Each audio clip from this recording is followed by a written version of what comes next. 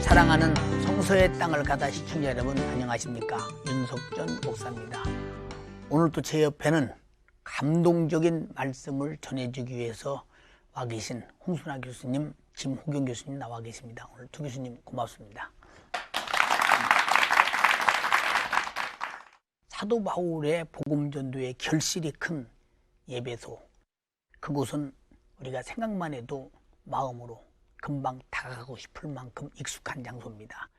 특히 예배소에서 바울은 엄청난 치유의 역사가 일어납니다. 예수님이 이 땅에 오셔서 행했던 일을 방불할 만큼 엄청난 역사가 일어납니다. 바울이 쓰던 손수건, 앞치마만 갖다 얹어도 환자들이 현장에서 나는 놀라운 역사가 계속 일어납니다.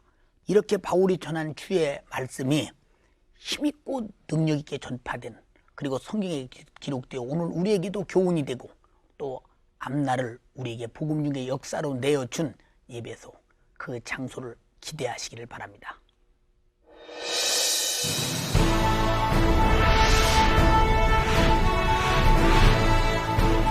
당시 소아시아의 수도이자 로마의 제2도시 에베소는 수많은 전도의 열매를 맺었던 바울의 주요 사역지다.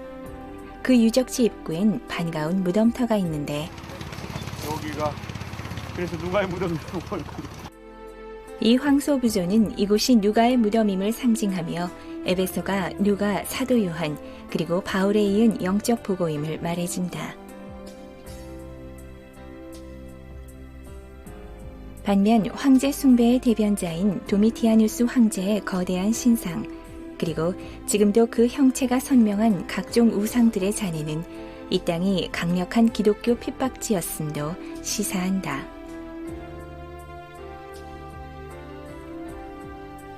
또한 사도 바울의 험난했던 전도를 짐작케 하는 흔적이 있는데 바닥에 보이는 작은 홈들은 혹시 마차가 미끄러지지 않도록 이렇게 홈을 파서 안전장치로 그렇게 해놓은 것으로, 또 사도 바울이 핍박을 받을 때 또 이곳으로 끌려갔고 아마 그런 길이 아니겠는가 생각합니다. 그러나 사도 바울은 이곳에서 수많은 열매를 맺었고 그 지역 최대 셀수스 도서관이 있던 이 지성의 도시에서 2년간 제자 양육을 하는 성과를 이뤄냈다. 그 결과 이 땅은 소아시아 복음 전파의 중심 선교지로 자리 잡았다. 1세기에 세워졌다는 이 민간 아고라는 세계 각국의 상인들이 온갖 상품들을 거래했던 동양 최대의 시장이었다고 하는데 바로 이 부분에 바울이 핍박을 피해 숨어든 한 피난처가 있다고 한다. 이 피신 장소는 이 땅에서 바울 선교의 성과가 그의 끊임없는 고통의 시간과 함께했음을 시사하고 있다. 우린 예배소를 화면을 통해 보았습니다. 예배소에 가보았지만 화면을 통해서 보면 과거의 거대한 도시였구나 이렇게 보여집니다. 그러기에 바울은 그 도시를 공략해서 복음 증거의 교두보로 삼았던 것입니다. 예배소는 홍 교수님이 이 시간에 여러 번 다뤘죠. 참 여러 번 다뤘지만은 각각 매해마다 다른 예배소, 그 새로운 말씀을 전해주기도 했습니다. 하지만 늘 빠질 수 없는 것이 예배소라는 것은, 예배소는 언제든지 엄청난 역사가 많이 진행되고 있는 곳이기 때문이었습니다. 예배소의 특징이 있다면 그 도시의 특징을 좀 말씀해 주시겠어요? 다시 한번 지도를 보면서 예.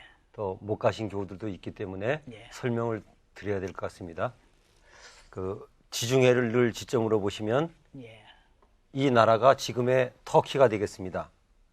터키의 서쪽에 가면 그 예전에 이 지역을 아시아라고 했습니다. 예. 이 아시아에 7교회가 있는데 이 7교회의 중심이 되는 그 도시가 바로 에베소였습니다. 또 재미있는 것은 에베소 가까이 밤모섬이 있기 때문에 사도 요한이 밤모섬 유배에 돌아와서 다시 있었던 곳이기도 합니다. 네. 에베소는 또 항구 도시였습니다. 지금은 퇴적이 됐지만 그 당시에 항구 도시였기 때문에 그 육상교통, 해상교통 또 지역적으로 그 당시에서도 중요한 중심이 되는 도시였습니다. 예. 특별히 에베소의 중요한 의미를 다시 한번 살피면 여러 가지로 별명을 지을 수 있을 것 같습니다. 먼저 반복되는 말씀이지만 바울의 도시입니다. 사도 바울이 3년 동안이나 머물렀던 도시. 그것도 또 다시 갈 수가 없으니까 밀레도로 에베소 장로님들을 모셔서 눈물에 그 이별을 했던 곳. 그 바울의 도시입니다. 그것만 해도 대단한데 예. 그 다음 또 요한의 도시입니다. 말년에 사도 요한이 이곳에 사역하다가 밤못으로 유배 갔다가 다시 돌아와가지고 사역을 했습니다. 예. 또 이름 하나 붙인다면 그 충성의 도시가 아닌가. 예수님께서 어머니 마리아를 부탁하셨는데 이곳에서 예수님의 어머니 마리아를 사도 요한이 모시고 살았습니다.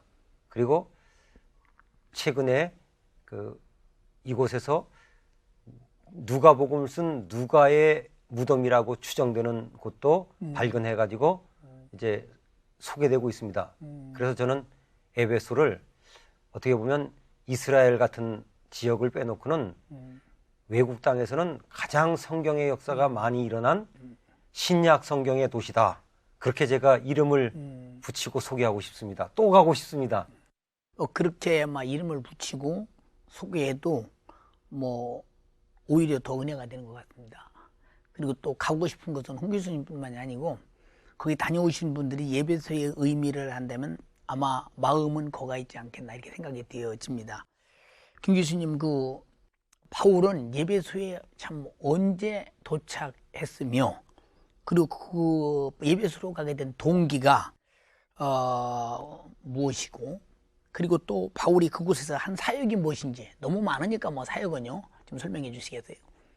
예, 일단 시기적으로 바울의 연대를 저희가 아주 정확하게 재구성하는 것은 쉽지가 않습니다. 예.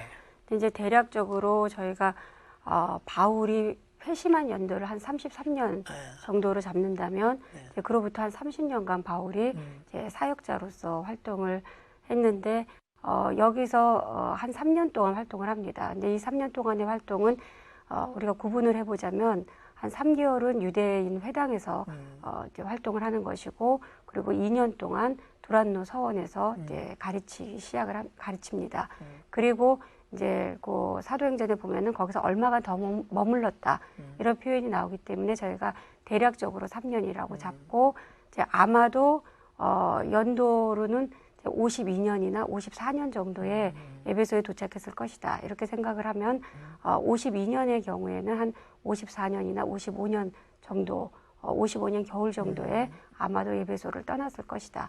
이제 이 정도로 이제 전체적인 그 틀을 우리가 잡아볼 수가 있습니다. 예. 이제 여기서 가장 중요한 것이라고 할 수 있는 것은 에베소에서는 바울이 새로운 교회를 세운 것이 아니라 아볼로가 만들어 놓은 교회를 든든하게 성장시켜주는 역할을 이제 바울이 3년 동안 합니다. 그것이 에베소에서의 바울의 활동이 굉장히 중요한 측면이 아닐까 이렇게 생각을 합니다.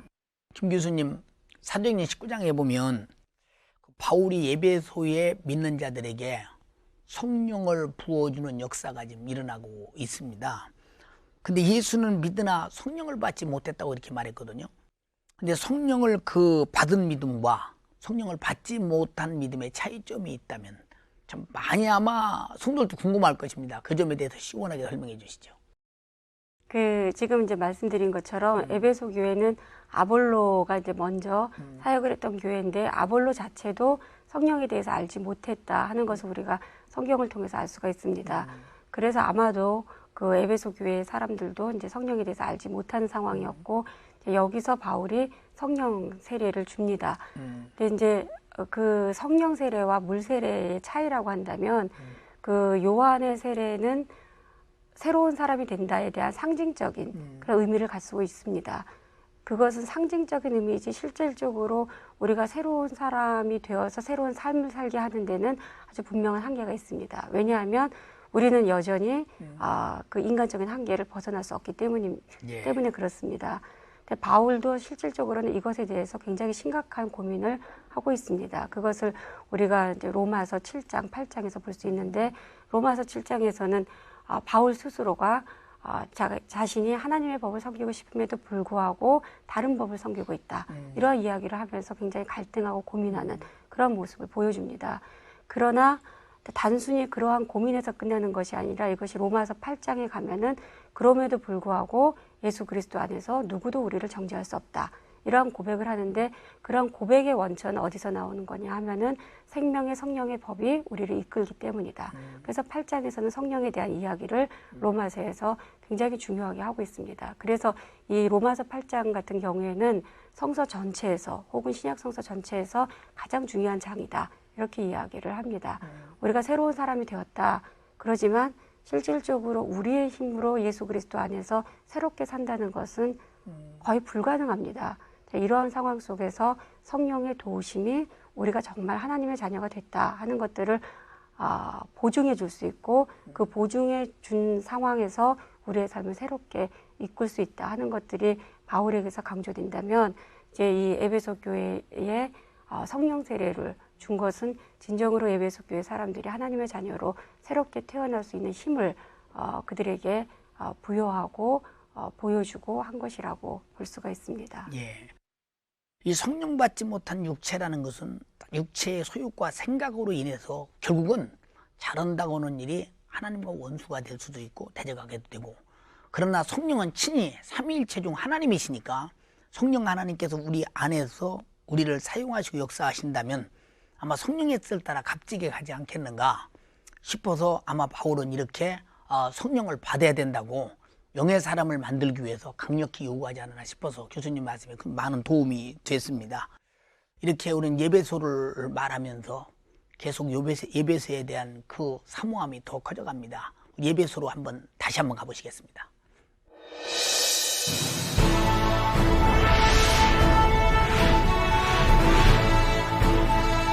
에베소에는 소아시아와 연결되었던 로마 도로가 남아있다. 그 길로 2000년 전 사도 바울이 복음을 전하러 왔다. 바울은 이곳에서 놀라운 이적을 행했고 손으로 만든 것은 신이 아니라고 강조했다. 이 탓에 아데미 신상 은세공업자인 은장색의 선동으로 바울은 큰 공경에 처하게 되었다. 바로 그 소동이 일어났던 에베소 연극장. 당시 흥분한 주민들은 바울의 동료 가이오와 아리스다고를 붙잡아 이곳으로 끌고 왔다. 이 연극장은 중앙 무대 한가운데 울려나는 소리가 전 객석에 고루 전달되도록 만든 과학적 에코로 유명했다. 이 연극장에 모여든 무리들은 외쳐댔다. 크다! 에베소 사람의 아데미여! 자신이 이곳에 모인 이유도 정확히 알지 못했던 흥분한 무리의 위험한 소동은 2시간이나 지속되었다고 성경은 기록했다. 결국 유대인 알렉산더의 중재로 소동은 멎었고 사람들은 흩어졌다. 이렇게 바울의 전도길은 늘 험난했다. 그러나 그 길을 서슴지 않고 나갔던 바울은 세계 복음화의 새 장을 열었던 것이다. 지금 여러분은 예배소를 화면으로 보면서 저것들이 무엇인가 싶었을 것입니다. 홍 교수님, 그 셀수스 도서관은 어떤 특징을 지니고 있는지 특징을 좀 말씀해 주시겠어요? 예, 그 에베소에 가면은 유적들이 많지만 예. 그 위치도 아주 좋은 곳에 있습니다. 그 예. 코너에 있었고 예. 또 2층으로 되어 있기 때문에 가장 많은 사람들의 관심을 끄는 건물이 역시 이 셀수스 도서관이라고 할 수 있겠습니다. 예. 이 도서관은 그 율리우스 이킬라라고 하는 총독이 아시아 총독으로 부임했고 당연히 아시아의 수도인 이 에베소에 있었습니다. 근데 그가 부친이 셀수스였는데 부친을 기념한 도서관을 주후 110년경에 지었습니다. 예. 그래서 이제 사람들은 이제 셀수스 도서관이라고 부르게 된 것입니다. 그 당시 세계에서 가장 큰 도서관이 역시 우리가 어느 정도 아는 상식으로 알렉산드리아 도서관이 있었고요. 예. 그 다음에 그 유명한 성경에 나온 버가모 지역에 있는 도서관이 컸습니다. 예. 그 다음으로 여기를 꼽을 정도로 유명한 도서관이었고요. 이 건물의 특징은 특별히 2층으로 지어져 있고 또 그 세계에서 가장 많은 도서를 물론 지금 같은 책은 아니지만은 두루마리 형태나 여러 가지 형태의 그 기록물들을 잘 보관한 예. 그러한 도서관이었습니다. 저는 그 셀수 도서관을 이렇게 바라보면서 저 건물이 무슨 건물일까 처음에 갔을 때 그랬거든요. 가서 보니까 너무 좋은 위치에 누가 봐도 도서관이 눈에 딱 드러나도 이렇게 있지 않습니까? 도서관을 그렇게 지은 까닭이 뭘까 나 혼자 생각을 해봤습니다. 그랬더니 아마 그곳의 그 총독 생각에 아마 이 예배소 지역의 모든 사람들이 도서관을 바라보면서 책을 읽고 그 지성을 갖추는 지식의 사람이 되었으면 하는 소망이 아마 벅차서 그러지 않았나 이런 생각을 하면서 도서관이 그렇게 뭐 좋은 위치에 있어야 할 이유도 없는데 그렇게 도시의 가장 좋은 위치 아마 예배소의 가장 좋은 위치를 찾으려면 아마 도서관 이렇게도 과언이 아닐 것입니다. 홍 교수님 아까 말씀 주셨습니다만은 그래서 우리도 많이 책을 읽어서 책 속에서 있는 많은 것들을 배우고 알고 그리고 행하며 살았으면 참 좋겠습니다. 김 교수님, 바울은 그 성령 운동을 하면서 예수의 복음을 현장에서 예수님의 생애에 했던 이적을 보여주면서 많은 핍박도 함께 동시에 받았거든요. 근데 그 핍박을 그렇게 받으면서도 끝까지 복음을 전했습니다. 그 점을 좀 핍박받게 된 점을 좀 설명해 주시겠어요?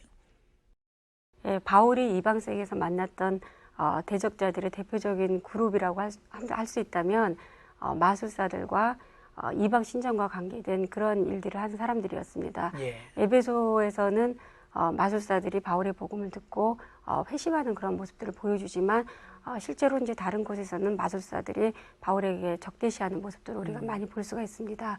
마찬가지로 이방 신전에 관계된 사람들도 그 바울에 대한 적대적인 태도를 많이 보이는데 특히 이 에베소에서는 에베소의 유명한 그 여신이었던 아데미 여신과 관련돼서 아데미 여신의 그 신전에서 그 은색 도금을 하던 이러한 사람들이 바울로 말미암아 자기네들이 굉장히 불이익을 당했다 이렇게 생각을 해서 바울을 핍박하고 바울을 고소하고 하는 일들이 벌어집니다. 그러니까 이러한 것들은 이들이 종교를 통해서 자기네들의 이익을 얻고자 했던 상황들을 보여주고 또 이런 것들을 통해서 우리가 종교라는 것이 무엇인가, 우리가 종교를 갖고 하나님을 섬기고 하는 것이 무엇인가 하는 것들을 이제 알게 해주는 기능을 합니다. 근데 당시에 대부분의 많은 이러한 이방신과 관계된 혹은 마술과 관계된 종교들은 그런 것들과 더불어 그것들을 행하는 사람들에게 여러 가지 다양한 이익들을 주었기 때문에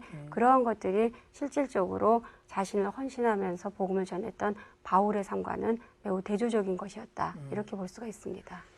그렇기 때문에 바울을 내쫓지 않으면 자기 생계가 위협을 받고 사실 이방신이 거짓이다 하는 것이 드러나는 순간 자기들이 그 종교로 된 어떤 유익이 끊어지자마자 자기들은 이제 살 길이 없으니까 어떻든 바울을 내쫓아야만이 우리 생계가 유지된다 해서 생계적 차원에서 핍박을 했더니 핍박이 얼마나 심했을까. 그리고 또 하나는 그런 생계적 차원에서 누명도 뒤집어 씌우면서 바울에게 온갖 참 해서는 안 될 짓을 다 했다는 것을 보면 그 핍박이 얼마나 크게 가해졌는가 감히 짐작이 갑니다. 홍 교수님, 그 바울이 에베소에서 3년을 지냈다면 3년이라는 세월이 작지는 않습니다. 그래서 바울이 어디가 있든지 어떤 유적지라도 있을 텐데 혹시 그 바울 에베소에 바울의 유적지라도 어디 있는지 좀 보셨습니까?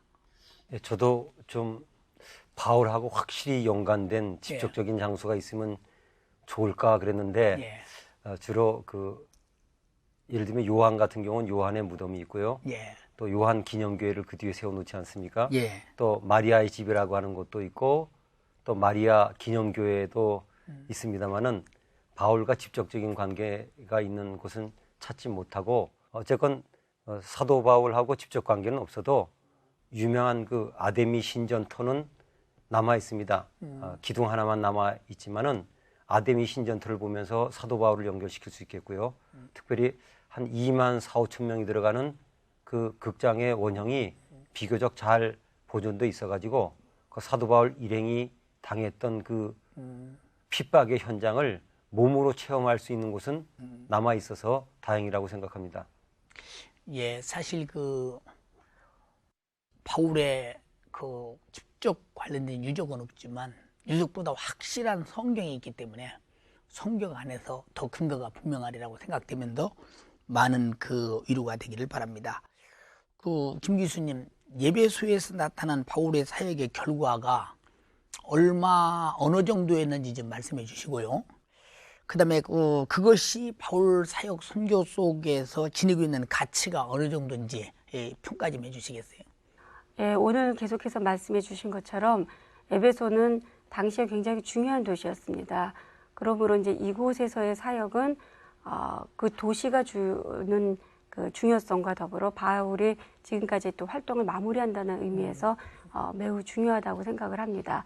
특히 바울은 이곳에서 성령 세례라고 하는 그러한 일들을 하였고 또 그 성령을 받은 사람들을 지속적으로 훈련한다는 것에 대한 중요성을 보여줌으로써 이곳에서 한 것들이 바울의 사역에 있어서의 그 활동의 어떤 측면들을 우리에게 아주 분명하게 보여주고 있습니다. 더군다나 그 에베소에 있는 아데미 신전이라고 하는 것은 그 위용이 대단한 것이었었는데 그 아데미 신전에 대항해서 바울이 하나님의 능력을 보여주었다라고 하는 것은 이방 세계에서 하나님의 능력의 우월함, 절대성 이런 것들을 아주 분명하게 보여준 사건이라고 할 수가 있습니다. 예. 그래서 결국은 그의 전체적인 사역을 성공적으로 마무리 짓는 모습을 보여주는데 저는 이제 바울을 이야기할 때 바울의 사역이 성공적이었다 이렇게 이야기할 때 항상 좀 조심해야 되는 측면이 있다고 봅니다. 그것은 뭐냐면 우리는 보통 성공이다 그러면은 그것이 그냥 좋은 결과를 가져왔다 이것만 생각을 하게 되는데 실질적으로 바울이 이러한 좋은 성공적인 결과를 가져오기 위해서 얼마나 많은 고난을 견뎌냈는가 그 핍박의 모습을 역시 이제 에베소에서도 볼 수가 있습니다. 그래서 바울의 선교의 성공적인 결과 이것과 더불어 이 성공을 이루기 위한 바울의 고난 또 고난을 견뎌내는 바울의 믿음 이러한 것들 또 그들과 함께 하시는 하나님의 능력 이것을 함께 볼 수 있는 것이 에베소 사역이다라는 면에서 그 중요성이 있다 이렇게 이야기할 수가 있겠습니다. 오늘 교수님 말씀대로 성공의 뒤에는 너무 큰 승잔이 있었다. 이걸 생각하면서 성공만 끌어안고 감동할 것이 아니라 승잔을 끌어안고 한번 경험해 보기를 바라는 그리고 성공을 보는 그런 좋은 기회가 됐으면 좋겠습니다. 지금 이 시간 시청자들이나 또 방청객들이 알고 싶은 것이 또 있는 것 같습니다. 질문을 받아보겠습니다. 방청객의 질문을 받겠습니다. 예, 홍 교수님께 여쭤보겠습니다. 세계 7대 불가사의 중에서 성경과 관련된 유적은 어느 곳이 있습니까? 예, 성경의 유적지가 세계의 고대 불가사의와 관계된 곳이 의외로 많습니다. 예를 들면 우리가 본 에베소의 아데미 신전, 그다음 바벨론의 공중정원, 그다음에 사도 바울이 지나간 섬인 로도의 청동거상, 그다음에 이름 한 번밖에 안 나왔지만 알렉산드리아의 등대, 그다음에 유명한 피라미드도 사실은 성경에 나온 노비라고 하는 도시 옆에 있었던 공동묘지였습니다. 김 교수님께 여쭤보겠습니다. 에베소에서 아데미 숭배에 관한 영향력은 얼마나 컸으며 반면에 바울을 통한 기독교의 영향력은 어느 정도였는지 궁금합니다. 예, 아데미 여신은 당시 에베소에 있어서 가장 신성시대 있는 여신이었습니다. 다산과 풍요를 상징했는데 그 위용이 어떠했는가 하는 것들은 지금 남아져 있는 그 신전의 터라든지 이런 것들을 통해서 우리가 충분히 알 수가 있습니다. 그런데 이러한 이방 세계에 바울이 끼친 영향이 어떠한가 이런 것들을 우리가 한마디로 이야기하기는 어렵습니다. 왜냐하면 이방 세계에 복음을 전한 사람은 바울만은 아니었기 때문에 그렇습니다. 그렇지만 바울의 영향력이라고 하는 것들도 역시 우리가 무시할 수 없는 것이었고 또 이방의 여러 그 선교사들 중에서 바울의 역할이 뛰어났다는 것들을 감안하면 이방 세계에 복음을 전하는 데 있어서 바울이 굉장히 큰 공헌을 했다. 역사가 지나면서 그리고 오늘날 우리의 삶에까지 복음이 전해온 것들을 보면은 초대교회에서 이방 세계에 복음을 전한 바울의 영향이 얼마나 컸던가 하는 것들을 우리가 분명하게 알 수 있으리라 생각을 합니다. 오늘 두 교수님의 말씀들이 오늘 좀 지금도 김 교수님 답변을 들으면서 한 사람의 삶의 역량이 세계 속에 얼마나 큰 것을 주는가에 대해 생각하면서 우리 삶에 대해서 다시 한번 나의 삶을이라는 그 생각을 한번 해보게 됩니다. 오늘 두 교수님 너무 고마웠습니다. 감사하고 고맙습니다.